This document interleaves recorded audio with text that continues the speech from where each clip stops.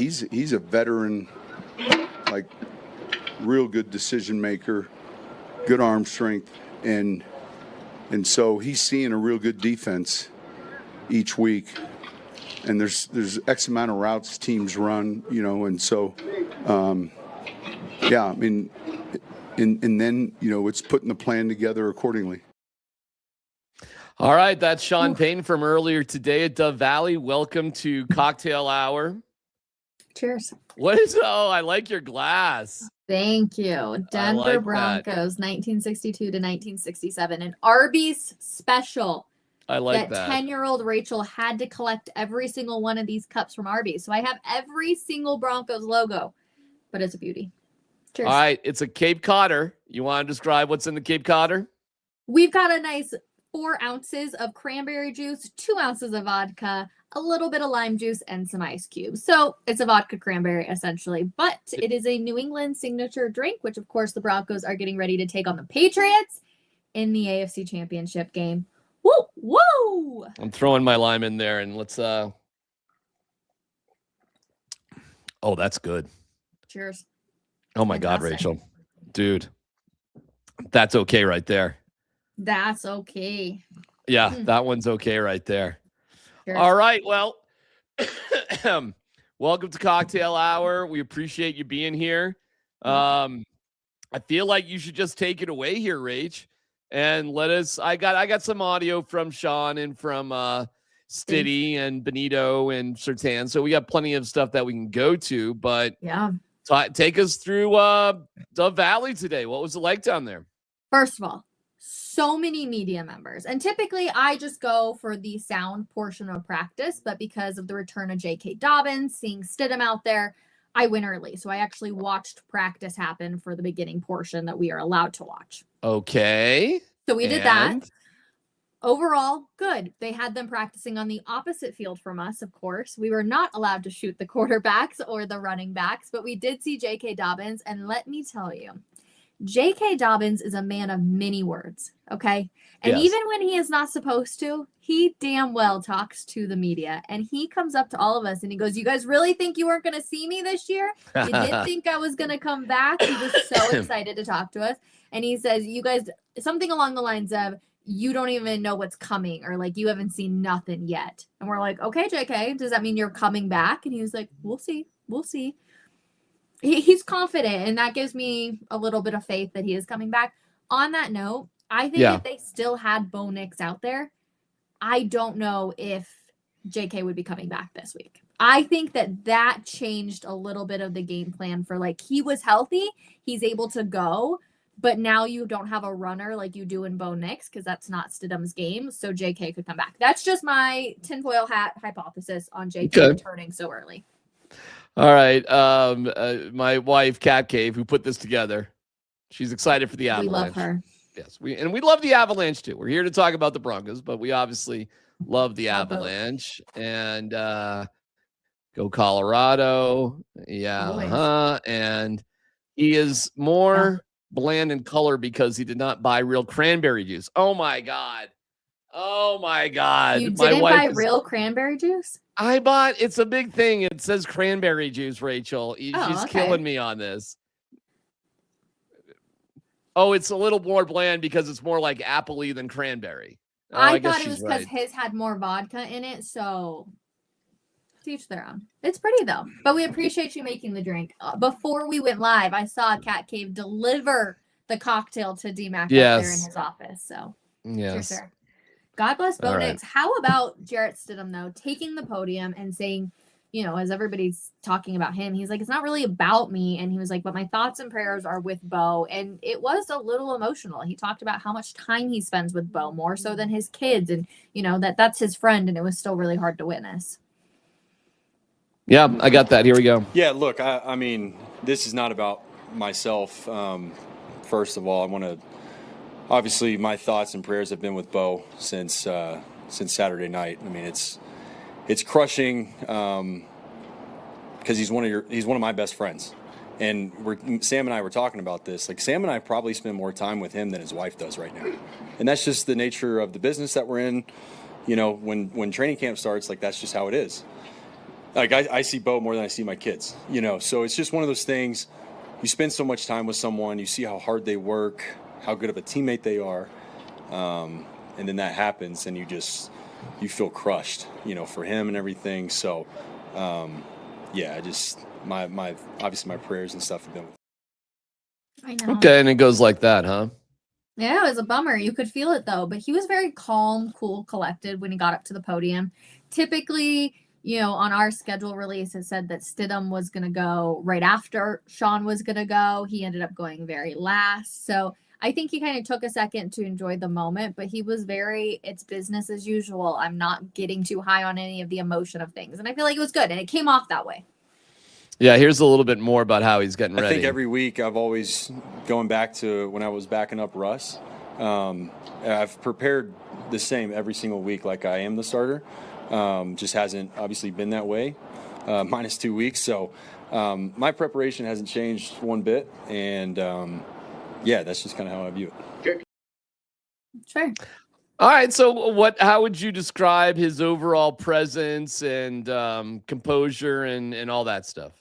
I would say he was very calm. He was very confident in the moment. You know, he's a very funny guy. So I was kind of expecting him to get up there and crack some jokes. He's always walking around in the locker room with like a beatbox and, you know, just trying to chat with the media and like cracking jokes of like, guys, not today, can't talk. Well, now it was finally his time to talk. And so he was a little bit more calm and confident. But it was just, I think overall, you know, talking to every single player in the locker room, they all said the exact same things about him. One, his preparation. He prepares the exact same way every single day, whether he's starting or not. And then two, just the type of guy he is and the energy he has to go out there and lead this team. And so I don't know if that was rehearsed and that was planned by the media being like, okay, these are like exactly the terms you're going to use. But every guy we talked to had something along those lines to say. And I think that is true, just who Jarrett Stidham is. And there's a reason Sean Payton paid him all this money. We were all like, why are you paying a backup quarterback so much money, Sean? And he has to see something in him. All right, maybe you can describe the Stiddy vibes, okay? And what Stiddy vibes are. Let me play this, and you can give us some insight on Stiddy vibes. I think somebody was just in, I think it was Palmer over here. He's looking down at his phone, but he was asking me what my turtle box was, and it's Mr. Turtle. So I like to, you know, keep the vibes high in the locker room and, you know, hopefully bring that to the huddle on Sunday. But, yeah, I mean, we're playing in the AFC Championship. We're one of the last 4 teams playing. Like, what's not fun about this? So we're going to. All right, explain. What's not fun? So, yeah, his turtle, Mr. Turtle, is a boombox that he walks around, whether he's in the shower, whether he's at his locker, whether he's going to the weights, whether he's going to get a smoothie. Everywhere he goes, typically when he's in the locker room, he's always carrying around this boombox. Now, what's funny about this is the media actually hates this boombox because he plays country music or whatever he's feeling that day, and a lot of us can't play it because of copyrighted sound. So he is blaring this music across the locker room while we're trying to get sound with everybody. But he's just funny. He'll crack jokes with you. He'll talk with you about anything and everything. Like, he's truthfully just a dude. But I can't wait to look at him as a dude that can go out there and ball. And everybody has talked about it. Nick Benito said in the locker room, like, his personality and how confident he is, he's still talking sheesh to the defense, even when he's going against the scout teams. He's doing no-look passes. Like, he's ready for the moment. And he says sometimes, Nick Benito said, like, sometimes he does make it really hard on this defense. So don't make you think you have a backup quarterback who's going out there against one of the best defenses and it's easy for this defensive side of the ball. That is not the case at all.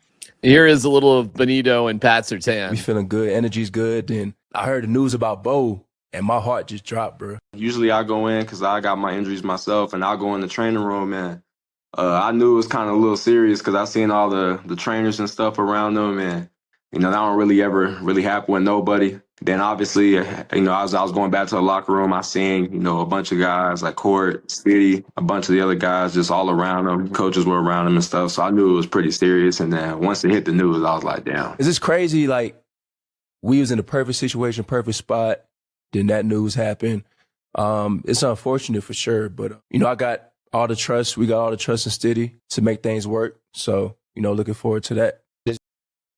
Yeah, maybe you could talk about how Stiddy is with the rest of his teammates, Rach, when you've seen their interactions? Oh, I mean, like I said, this is one of the closest locker rooms I've ever been a part of. And I can tell you by the way they all talk about each other that they also feel like that. Like I mean, Stiddy talked about it just in the quarterback room alone, right? He was like, we're all super close. And Evan Ingram talked about how Stiddy and his wife Kennedy have gone out with Evan and his wife Emily, and they've all gone to dinner and they've interacted. And Mike McGlinchey's called Stidham one of his best friends. Like, this is a really close locker room all the way around. And truthfully, they all have faith. You know, sometimes when you feel like somebody's lying to you, they kind of will make like, they'll say something, but you're like, you're 100% lying, whether you're blinking a lot or your mouth doesn't like have the same smile. I can tell you every single person we've talked to about Jarrett Stidham today, they had a reaction of like complete honesty and vulnerability when it came to talking about him. They were all obviously disappointed about Bo and how that went down. But truthfully, I didn't feel like anybody was kind of trying to pull my leg and be like, oh, you know, Stidham's not able to actually do this. We're just saying it. I think they truthfully have faith in this quarterback to be able to lead them to go to a Super Bowl. Yeah, it was funny years ago, showing my age here a little bit. When Tebow was here, commonly his teammates would say nice things about him. Okay, fine. So the Tebow time comes and goes. And I remember I was talking to Champ Bailey. This is a couple years after Tebow was gone. By the way, I'm so jealous that you got to work in a locker room with Champ Bailey, because that's the reason I got started in this business, was because of that man. Well, I became kind of friends with Champ Bailey, friendly at least. And we share the same birthday, June 22nd. So Champ and I have a couple of cool little things like that. So, and Champ was kind of a soft-spoken guy, but like when he spoke, you paid attention to it. It was like that. So, and Champ loved sports. He was a big sports fan. So you could talk to Champ about all sorts of things. Anyways, it was a couple years after Tebow was gone. And I just was talking with Champ very casually. And I go, hey man, you know, you always said nice things about Tebow. When Tebow was here, he goes, man, what was I supposed to say? Yeah. And that's the truth. And to your point I about. will say, I'm not going to name any names. There are some guys that get talked about and asked about, and you can just tell the answer's not legitimate. Oh, Russell Wilson was like that too. Yeah. 100%. No doubt about him. Yeah. And so when I tell you that truthfully, this entire team cares about Stidham and they think that they can actually go out there and pull this off, I 100% believe it. But it's going to be up to Sean Payton and making sure that the playbook is designed for Stidham and not for Bo Nix. And I think it'll be very interesting to see what that looks like. Yeah, here's a really cool trend. And I don't even know who started this. I thought it might be the DNVR guys, but I talked to Henry from DNVR. He goes, no, it wasn't us. But so like, I don't really know where it started, but it's putting the Stiddy photo as part of your memes. Yeah, it's you take sunglasses this and headphones. Yeah, you take this and you make it part of whatever you have on social media. Yeah, I have done it because I think it's funny. No way. Yeah, let me see if I can prove it to you. Pull it up on Twitter. I'm not kidding though either. Like truthfully, my mentions are all of this face. Here's one with the face. Yeah. Okay. Here we go. That's me right there. So funny. It's so funny. And Stidham did say, like, I'm not on social media right now, which I know a lot of these guys stay away from it.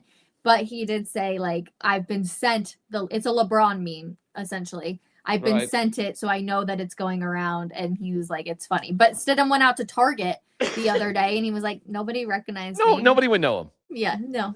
I mean, he's a very handsome man, obviously. I mean, look at this guy. I mean, he's awesome. I mean, he's no Luke Wattenberg. Oh, but he's back. Yeah, we'll get to all the other stuff here in a second, but yeah. I mean, the memes have been like, hysterical, oh my God, right? This one. That's hilarious. Yeah, I mean, there's a million of them. There's a million of them. So here he is talking about it. Have you noticed the thousands of people that have changed their profile picture to you? So I'm actually not on social media at the moment, but I have had multiple people send me the LeBron meme with the headphones and the sunglasses. So I guess that's pretty funny. But it's great. I mean, Broncos country, in my opinion, arguably the best fan base in sports. So, really excited to get out there in front of them. And, it's been a long time since this game's been played here. So I know they'll be rocking on Sunday. That's what Luka.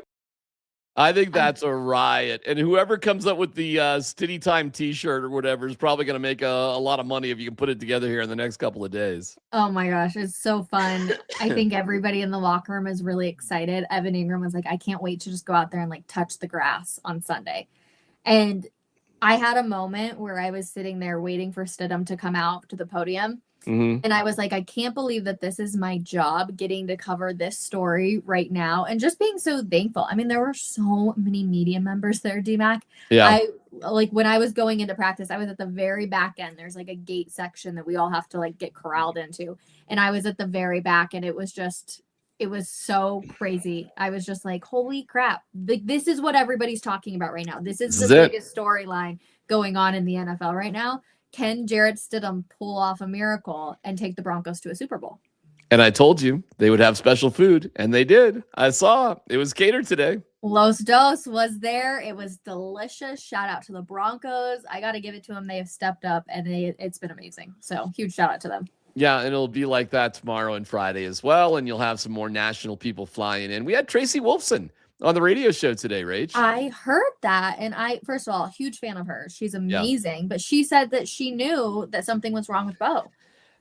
She did, and she's kicking herself just a little bit because she claims and I do believe her, that she noticed something, but she didn't ask Bo about it because it was just kind of weird to ask somebody. I mean, it's unprecedented. This has never happened.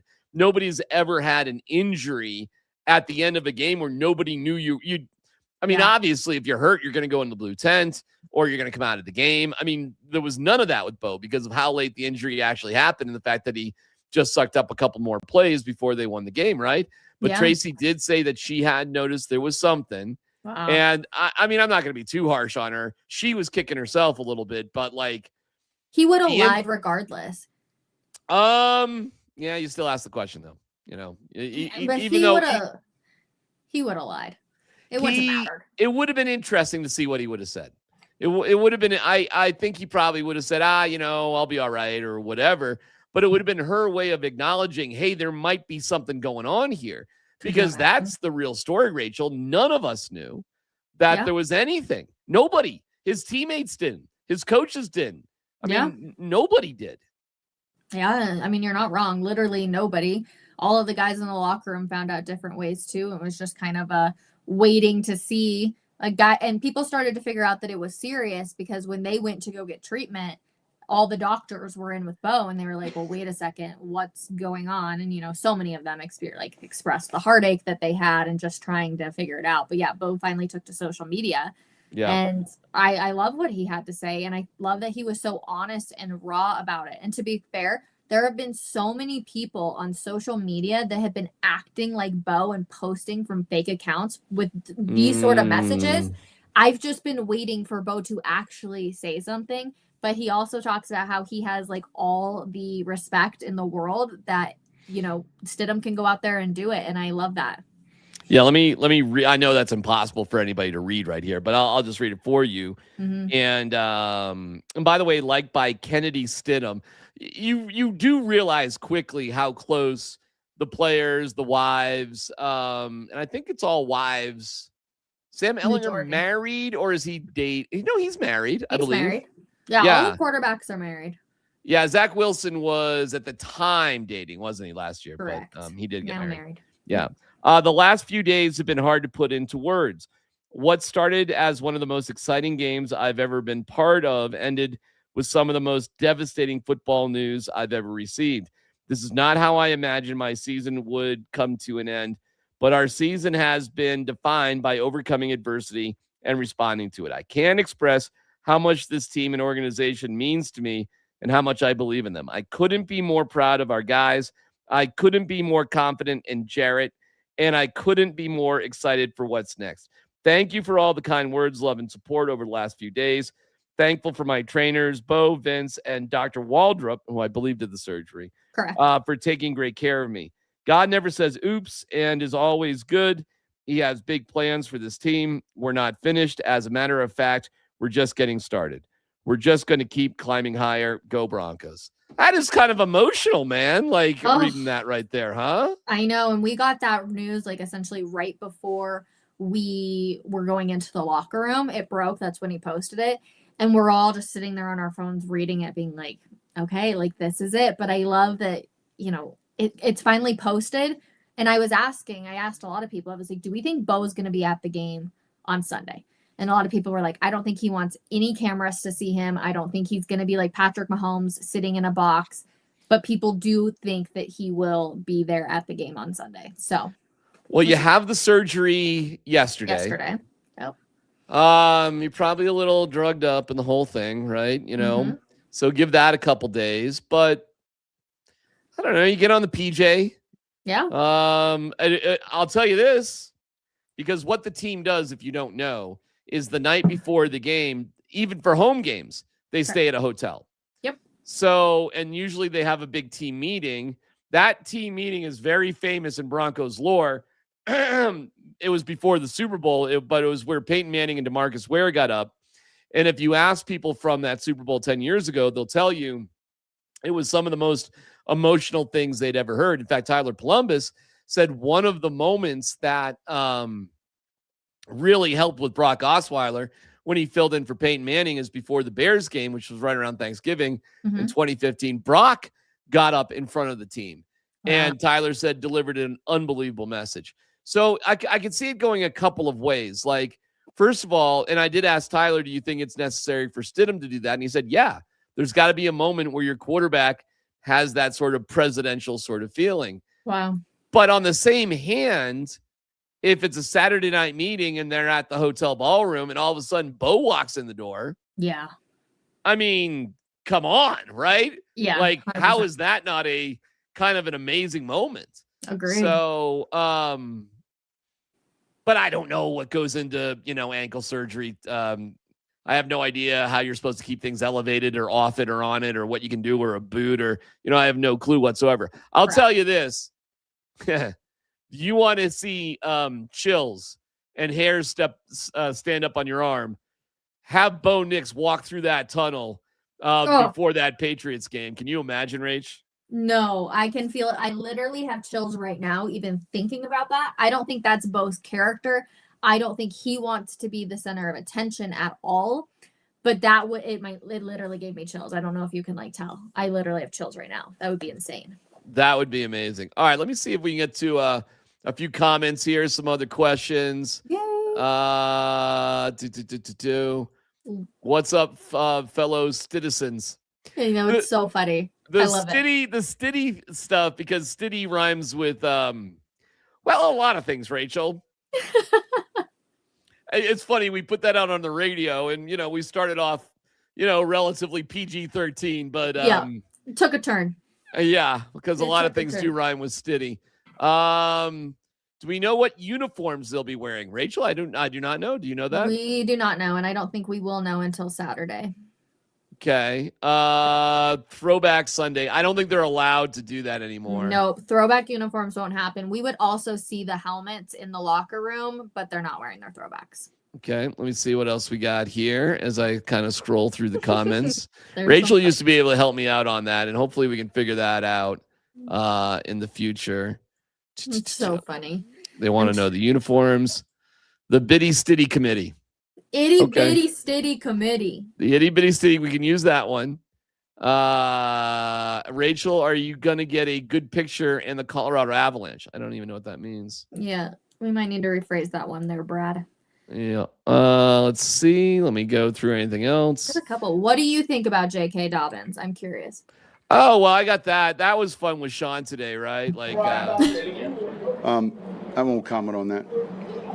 Well, what's it taking just for him to even, I won't comment on any injury. What have you seen out of Stidham this week?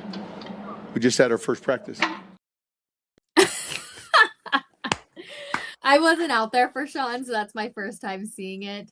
I went straight into the locker room, but that's Sean. He's never going to comment on an injury ever, ever, ever. So no. It makes me laugh. What do I think of J.K. Dobbins? Okay. I think he's going to play. Oh, I have something. I got something. Oh. I just don't have it. I just took a screenshot. I have the injury report. Oh, we do have that. It was a full go. So interesting. Troy Franklin was out there for a second. Then he went to the side field, went inside, and then he came back out. So that's why he was limited. So he did run a few routes, which was nice. Pat Bryant was out there. Oh, he was? Yeah, Pat Bryant was a go. Well, let me read. First of all, Frank Crum, Lucas Kroll, Drew Sanders, J.K. Skinner, Luke Wattenberg. How about Luke Wattenberg was full? Yeah. Full. He was a go. Oh, so he's starting. Luke Wattenberg will be starting on so he goes from IR just boom, I'm good to go. There you go. Luke Wattenberg for you. Okay. That glorious hair. That's cool. Pat Bryant concussion. So now we know what it was. Yep. Limited, but you said you saw him out there. Yeah, he was out there. Okay. J.K. Dobbins foot, we know that. Limited, but you saw him out there. He was out there. He was chatting it up with all of us. Trust me. Was he whatever he was doing that you could watch? Was he doing with the team or by himself off to the side? No, with the team. He looked good. He was bouncing all around. Yeah, he looked. So if they were running little running back drills to warm up, he was doing all that. Yep. Okay. Alex Forsythe limited. Correct. Which might be a bit of a moot point because Wattenberg is good to go. Yep. Troy Franklin, hamstring. Mm-hmm. So we know that that's the injury there. And Bo Nix, of course, technically on the injury report. Oh, Bo. Sorry, Bo. Meanwhile, for the Patriots, Christian Ellis is limited. Bring him up. Jonah Ellis is his brother. Yeah. So, oh, yeah. I forgot about that. Yeah, and they have two. That'd be so tough as a family.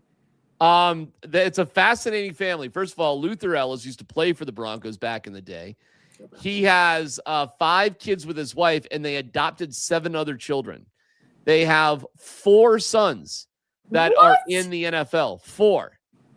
So how do I not know? I knew he had a brother that played for the Patriots. I didn't realize he had 2 other brothers. Caden and, oh gosh, I'm forgetting the other brother's name. And it's like the Eagles and the Steelers, something like that. Wow. But yeah, look it up. You can look it up. It's crazy. Wow. So they are a legacy family with 4 brothers in the NFL. Wild. Good for them. The Gronkowskis, had. I did know this. They had 4. They did have 4. No, wait. It was Rob, and 2 of them were on the Broncos at the same time. Correct. I learned this last year. Yeah. Chris was a fullback, and oh gosh darn it, I'm forgetting the guy's tight end's name. I don't know if their youngest brother, who was like at Kansas State, ever made it to the NFL. Okay. But it was Rob, obviously Gronk, Chris, and oh gosh, I'm forgetting the other guy's name. But 3 were in the NFL at the same time. In fact, 2 of the Gronkowskis were actually on the Broncos at the same time. It's kind of weird. That's nuts too. Yeah. They're missing like a cornerback was limited, right? Yeah, well, Hunter Henry, their tight end, was limited. That's a big deal. That is a big deal. Morgan Moses, who's now it just said NIR rest, so it might just be their old guys, and they're trying to give them some rest. Interesting. Corner, Carlton Davis III, concussion protocol was limited. Yeah, I saw that. Couple of guys. What do you think about Drake May? I'm a big fan of Drake May. What do you mean? About his play, about his abilities. What's your gut feeling? Well, unfortunately, Rachel, look at this. I mean, this is the I guess this is what we can all think about Drake May here, Rachel. Look at that.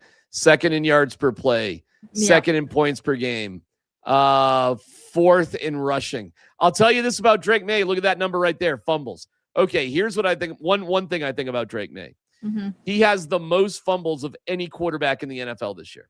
Yes. Okay. And he's about to experience the most pressure from this Broncos team. He fumbled the ball 3 times against the Texans. However, the Patriots got lucky and recovered 2 of the 3 fumbles. But one of those was inside the 10-yard line. And the Patriots were lucky to fall on it, and they punted the ball, and then C.J. Stroud was terrible. Yeah. So what do I think of Drake May? I'll tell you this. those numbers are not reflective of what's happened in the playoffs. However, in terms of their season, and you do realize New England had a very, very easy schedule because of where they finished last year. Correct. So they had as easy of a schedule as you can find. They lost to the Raiders in week 1. They lost to the Bills later in the season when that game was still really important.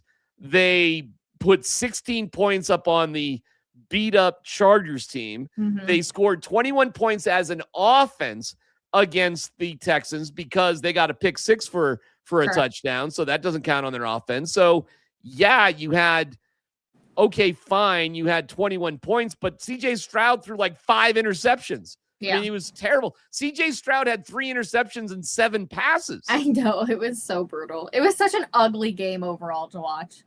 So what do I think of Drake May? I think he's really good. I think a class with Drake May, Caleb Williams, and Bo Nix, as well as Penix and J.J. McCarthy is one of the better classes of all time. I feel like I'm forgetting somebody there too. You are, but I can't remember who it is. Who am I forgetting? JJ, Penix, Bo, Caleb, Drake May. Jaden Daniels. Yes. Jaden Daniels, who was great until they just had a terrible year and he got hurt this year. Correct. Drake May comes from a strong lineage, by the way. His mom was a superior athlete. So was his dad. His brother at North Carolina won a national championship as a basketball player. Yep. So his lineage is great. I know they love him in New England. I'll tell you that. When he takes the podium, I'm like, I respect the heck out of this guy. I think he's got his head on straight. There's some quarterbacks you get up there and you're like, oh boy, here we go. I think he's got his head on straight, but will he be better than Jarrett Stidham? That's the question. Well, here's what's happened in their games this year. They've won by like a lot, okay? So I'll just try to dig it up. So you know what they haven't had that, well, Bo Nix does, and unfortunately we don't have Bo Nix, right? But they haven't had to come from behind. They haven't had to rally like the Broncos have throughout the course of the year. So a lot of their games, I'm just going through it real quick. First of all, they lost to Vegas 20-13, week 1. And that's why the game's here, not in New England. Correct. Beat Miami 33-27, lost to Pittsburgh 21-14. And then they started piling things up. 42-13 against, at the time, a bad Carolina team. A signature win for them. They beat the Bills 23-20. Okay, but that's only 23 points. They put 25 points up on the Saints. Well, they were garbage. And then, you piled it up on Tennessee, on Cleveland. You barely beat Atlanta. And then the Giants, they scored 33. Well, the Broncos scored 33 points on the Giants in the fourth quarter alone. So when you look at a lot of their wins, 42-10 against a depleted Jets team and a Miami team that had given up the season 38-18. So I'm just pointing out there were a lot of games that they piled up stats and points that I think are a little phony, that just don't really, I don't think you should pay much attention to. Does that mean that the Denver Broncos are the better team? Well, I think they are. I think they are the better team. They can be. They can be, and I think they will be. And here's why. At the end of the day in the playoffs, and by the way, Rach, have you seen the weather forecast? I know. I'm so sorry. You're going to be on our Mile High Post Game Live, and it is going to be chilly. Please wear warm socks, bring gloves, and a hat because it's going to be cold. We were talking to Tracy Wolfson about it because she's going to be standing there for 4 hours. Yep. I applaud her. I'll be fine because I'm only going to be out for a little bit. But I don't know, like if you can see this, but like high of 24 on Sunday, 18 Correct. on Saturday. The temperature is really dropping over the next 3 days. And this is one of the reasons we are happy it's a 1:00 game compared to a 4:30 game. There will be sun the entire game. Correct. Not for our post-game show, though. Our post-game show will be in the freezing cold, in shadows and darkness. You have so much fun. Do you want to talk about what we're doing? Do we know exactly what we're doing? I don't think we know 100%, so we'll keep it tight-lipped. But I will say it's going to be fun. We're going to bring the excitement. Hopefully, we're talking about a win. Regardless, it's going to be a good show because this season has been so successful for the Denver Broncos. So hopefully, we're talking about a win and going to the Super Bowl, which I feel like everybody right now is trying to figure out plans to go to the Super Bowl. which is, it's insane. I'm overwhelmed. I'm like, oh my gosh, is this actually happening? Here's one more comment. What's the weird sense of vitriol from the New England radio guys about the game? I was on 98.5, the Sports Hub in Boston this morning, Rachel. Boston. And Boston. He was in Boston. And Boston. A little bit of my my lazy eyes came out, you know, wicked piss and all those. But so I do my whole thing. Yep. And it was funny because I wore my Ipswich, Massachusetts sweatshirt, and I wore this hat. I did this for Cape Codder.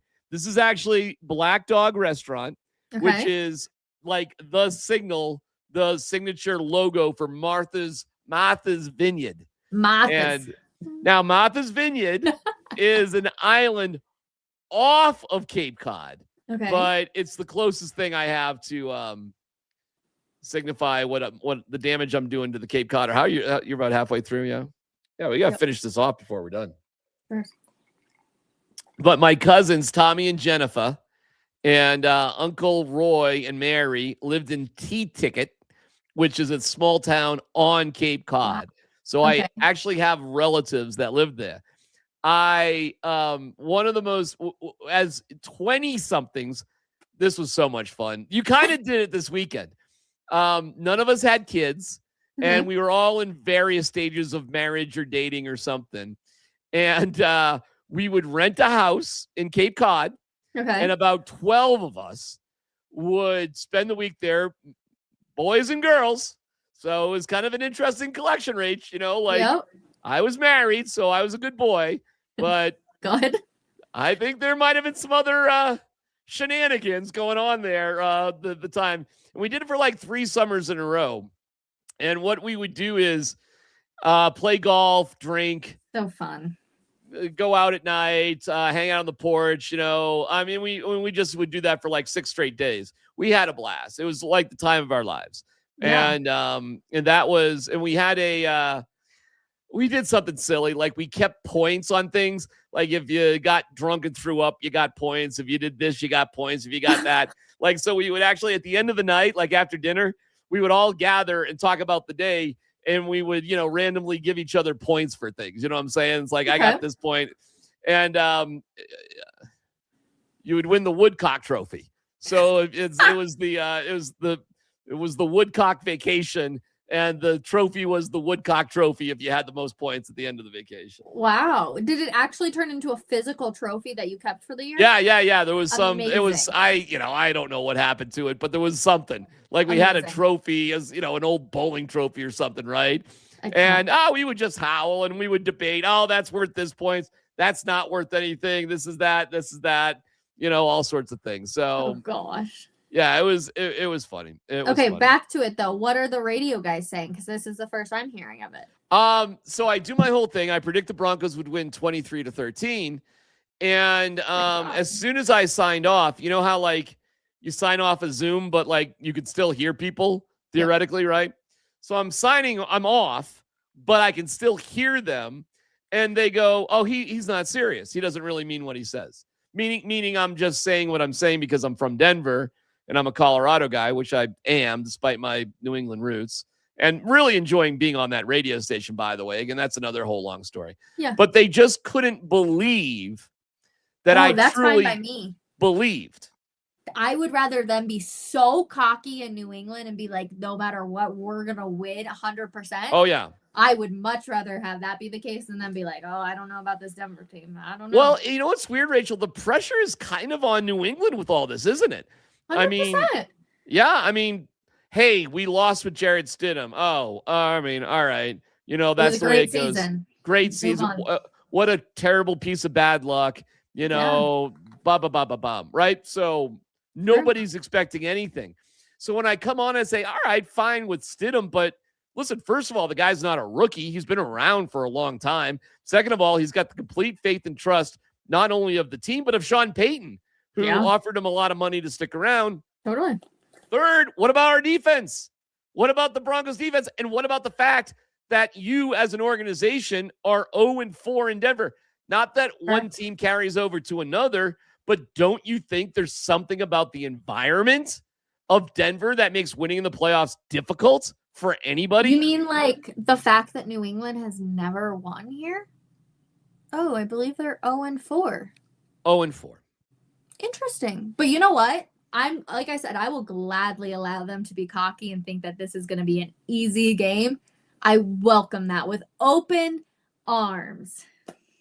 Yeah, and go for it, New England. It's Totally. a cocky fan base. Listen, they I know that love they're it. they Go know for their it. they know their nicknames are massholes for a reason. And it's not something they love it. And Yeah. I got a group chat with a bunch of high school friends, and they're all Patriots fans, all of them, even Oh, those that boy. don't actually live in Boston anymore. So I'm all by myself. And I love it. I'm happy. It's not that I don't have some Boston gear. I do. You do. I Every do. once in a while, your Boston accent comes out. You know, the deeper I get into the Cape Cod, the deeper I get into a Cape Cod, the closer I am to joining Ben Affleck to Rob Fenway Park in the movie The Town. That is a great movie, by the way. Great movie. Fantastic movie. Blake Lively is great in that movie. Everybody, fantastic movie. Yeah, great 10 out of movie. 10. It's an amazing movie. The cops know that the bank robbers live in Charleston. They know who they are, and they don't run away. They just stay there. I'm like, this is not a hard case to crack. You literally know who they are. Nope. John Hamm, go arrest them. Just be done with it. Oh my God, I'm dying. Okay, question though. Have you you've heard about the Super Bowl colors and the logo, right? No, tell me. Talk to me. Oh my, for the past however many years it's been, it's like no matter what the Super Bowl logo is, like the colors always seem to match the teams playing in it. Okay. You've never heard of this? No. Oh my, Talk to me. Hold on, I'm gonna pull up some examples. Give me a quick sec. Holy, I can't believe you've never. Sorry. Tell me everybody in the comments has heard of this, and DMAC is just behind because it's crazy. It's like insane. Okay, here we go. Let me share my screen real quick. All right. Share screen.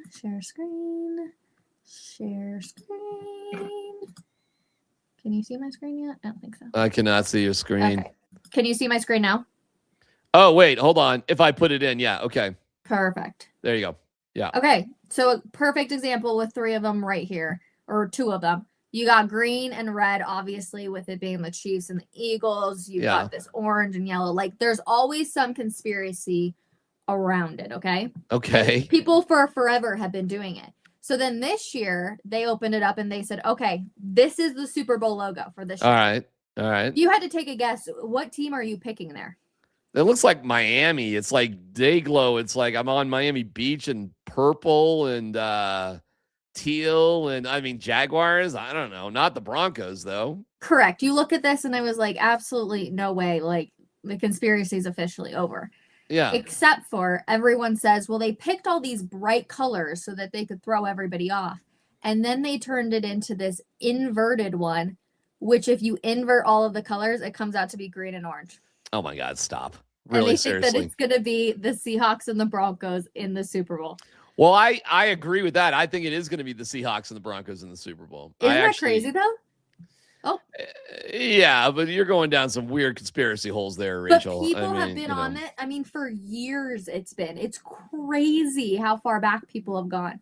And now they're putting the Broncos and the Seahawks. So we'll see if it stays true. I don't know. There's a lot of dumb people out there.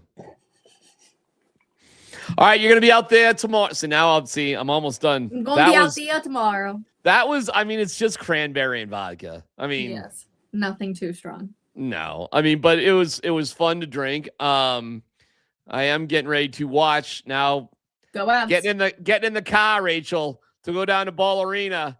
That ain't happening now. Oh, so Boston accent. I'll be watching the Ducks and the Avs on the 75-incher with Cat Cave down there shortly. Also, I gotta give you this. So my dad and my aunts are now going to the Super Bowl. If the Broncos go, I'm sorry, what? Yeah, they will not to the game. They just want to go for the festivities in San Fran. Okay. Okay. All about it. So excited. And my dad today on the phone, I love him dearly. And he was like, I would love to go to dinner with DMAC. Like if he would want to go to dinner with us. Absolutely. And I was like, I can make that happen. Are you kidding? I would love. Experience. Wait, am I dating your dad, or are you coming with us on this? I will be there. I will make sure everything happens. Well, he was like, I would love to go to dinner with you. Mr. Vigil, we're on. I love it. Funny. I was telling him I'm like, you can go into San Francisco and sit at some of the restaurants outside of Media Row. You'll see athletes come out, like all sorts of stuff. And he was like, I would just love to get dinner with DMAC. And I'm like, perfect. Well, I would love to do that too. And I've had quite a few people ask me, will we be just having another party? I was wondering the same thing. Well, the person that we should have organized it is my guy, Alfred Williams, who did it 10 years ago. And Alfred was the one that put it together. Yeah. He was right. And he was like, oh, no, it'll be unbelievable. And he charged like $400 a ticket to get in. Sold out 2 nights in a row. Unbelievable. Oh my gosh. Oh, yeah. It wasn't free. It was like you had to pay a pretty price. But I mean, it was amazing. Like we just took over an entire bar and there was, you got free food and drink. Like the $400 got you drink and food for the entire night. Oh my gosh. Yeah, it was awesome. How many unbelievable. parties have you been to when you go to the Super Bowl? It's to this day, the first Super Bowl that I went to, which was the Miami Super Bowl with the Bears and the Colts, whatever year that was, 2009 or whatever, 10. Yeah. I was in Miami. I really did think I was going to die of alcohol poisoning. Oh, I mean, my gosh. No, and the famous story with that, I'll tell it really quick, is we weren't staying in South Beach. We were staying in a hotel near the airport. So it's about a 20-minute ride, okay? So we were out, but I was the DD, so I did stop. And it was hours between my last drink and when I got in the car. A long time. However, I was with Brandon Cristal and Alfred Williams. And it's like 3:00 in the morning, and like we got the late night munchies, or at least Alfred did. Oh my god! So we pull into this. This is like 3:00 in the morning, 3:30 in the morning in South Beach, and I'm stone cold sober at this time. Okay, I'm fine. Yeah. But we're in the diner. I'm like, all right, I could go for some diner food. It's one of them nights. That sort of thing. We sit down. We got the the menus, and here we go. Alfred looks around. We order. And then Alfred goes, yeah, I'm not feeling this place. Let's get out of here. All right. So we leave. And then we're walking and we pass a pizza place and they're like, pizza. And I go, you want to stop there? No, let's go. Then we go into the car and we get into the car and Alfred goes like, and Brandon like, I could really go for that pizza. And I'm like, well, I'm getting kind of hungry at this point. So I go, guys, wait here. I'll go get the pizza. Okay. So I leave him in the car. I go to get the pizza. It's like 10, 15 minutes. You know what I'm saying? But I get a big, huge freaking pizza. Yeah. And I bring it back to the car. When I get to the car, Alfred and Brandon were asleep. They were just out. Both of them were God. Absolutely out. So I come in and I say, hey guys, here's the pizza. Now you got to think about this from their perspective. They said, the last words they said were, I want pizza.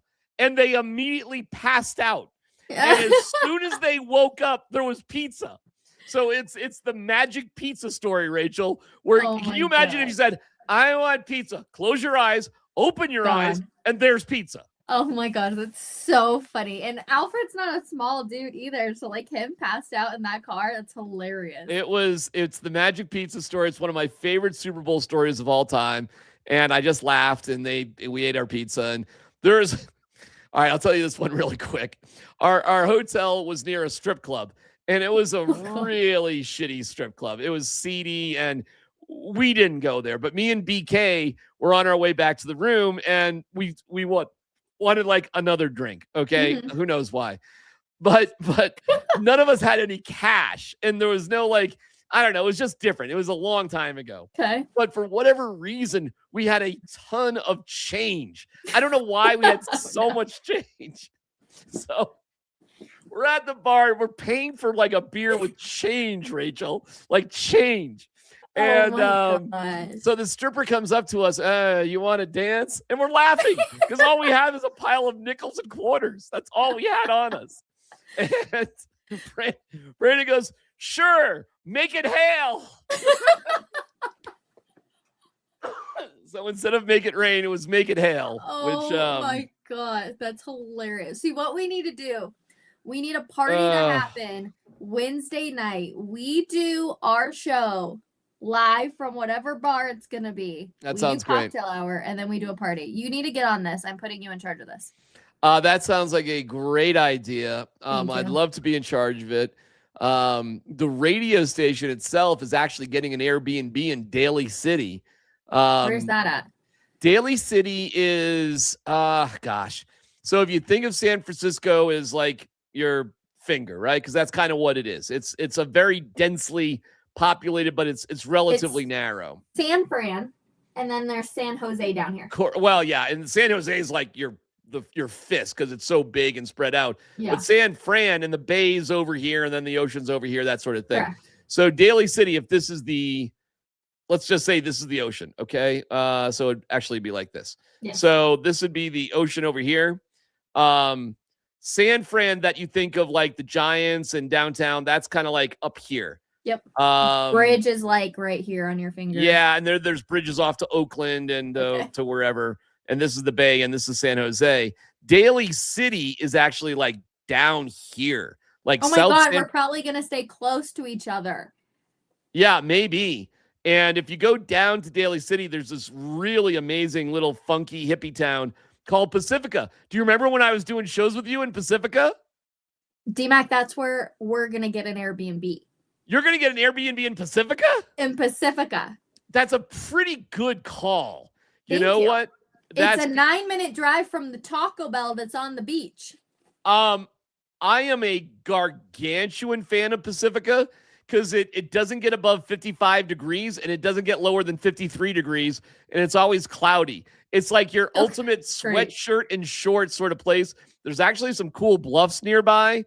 There's an amazing restaurant that's in Pacifica. Yeah. So that's where you're getting your Airbnb? Really? Seriously? Yes, sir. Who's we? Who is we is my husband, my dad, my aunts, and possibly a friend. That is a really smart pull right there. Thank because I'm telling you, it's close enough.